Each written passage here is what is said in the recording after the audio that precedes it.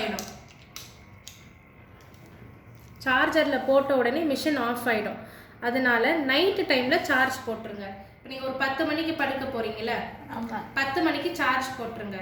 காலையில் எழுந்துட்டு உங்கள் வேலையெல்லாம் முடிச்சுட்டு 10 மணிக்கு போடுறீங்களா, இது ஆஃப் பண்ணல தூக்கம்ல இல்லை, நீங்கள் ஆஃப் பண்ண வேண்டாம். காலையில் தானே ஆஃப் பண்ண போகிறீங்க. இது ஓவர் சார்ஜ் ஆகாது. இது ஆஃப் பண்ணிட்டா இது மళ్ళీ ஆஃப் பண்ணணும். அதாவது இப்போ நீங்கள் நைட்டு படுக்கும்பொழுது இது ஃப்ளக் பாயிண்டில் போடுவீங்களா? ஆமாம். இது சார்ஜ் ஆன் பண்ணுவீங்களா?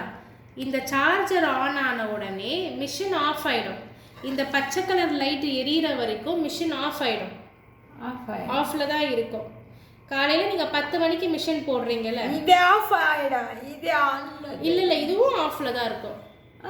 ஆமாம், இது சரியாக சார்ஜ் ஆகாததுனால தான் ஒன்று வந்து ஆன் ஆகிடுச்சு உங்களுக்கு. ஐயோ, இப்போ நீங்கள் நைட்டு படுக்கும்போது சார்ஜரில் போட்டுட்டு சார்ஜரை ஆன் பண்ணிவிடுங்க. மிஷின் ஆஃப், சார்ஜ் ஆகிட்டே இருக்குங்களா. காலையில் 10 மணிக்கு போடுறீங்கல்ல, அந்த டைமில் சார்ஜரை ஆஃப் பண்ணிவிட்டு மிஷின் எடுத்து காதில் மாட்டிக்கோங்க. அவ்வளோதான். செகண்ட் திங், இந்த இதுவை வந்து க்ளோஸ் பண்ணி வைக்கணும். நீங்கள் ஏதாவது டப்பா இருந்ததுன்னா கரெக்டாக இந்த இடத்துல ஒரு சின்ன கட்டு மாதிரி கொடுத்துட்டு க்ளோஸ் பண்ணிடுங்க. இல்லை அப்படியே நார்மலாக க்ளோஸ் பண்ணி வச்சா கூட போதும். ஏன்னா இது உள்ள அழுக்கு செய்கிறதுனால சரியாக சார்ஜ் ஆக மாட்டுது. மூணாவது, மிஷினை துடைக்கணும். சரிங்களா? சும்மா ஒன்றும் இல்லை, இந்த மாதிரி டிஷ்யூ பேப்பரு, சானிடைசரு மிஷினில் டைரெக்டாக ஸ்ப்ரே பண்ணாதீங்க.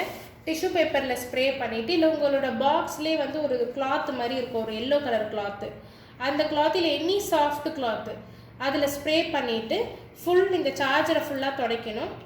இந்த மிஷினை இங்கே துடைக்கணும். இந்த இடம் மோல்டு இருக்குது பார்த்தீங்களா, இந்த போர்ஷனை துடைக்கணும்.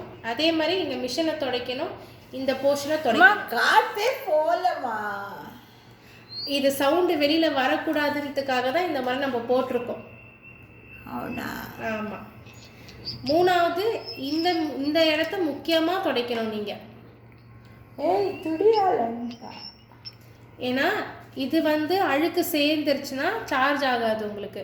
இதில் அழுக்கு சேர்ந்தாலும் சார்ஜ் ஆகாது, இதில் அழுக்கு சேர்ந்தாலும் சார்ஜ் ஆகாது.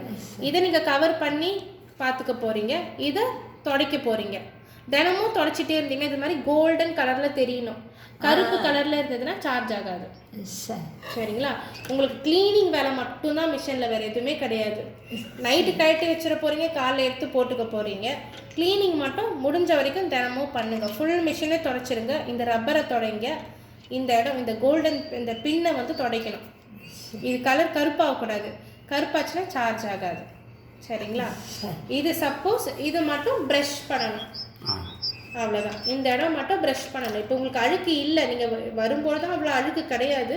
அது வீக்லி ஒன்ஸ் பண்ணால் கூட போதும் ப்ரஷ்ஷிங்கு. ஆனால் தினமும் துடைக்கணும். அவ்வளோதான். உங்களோட மெயின்டெனன்ஸே இவ்வளோ தான்.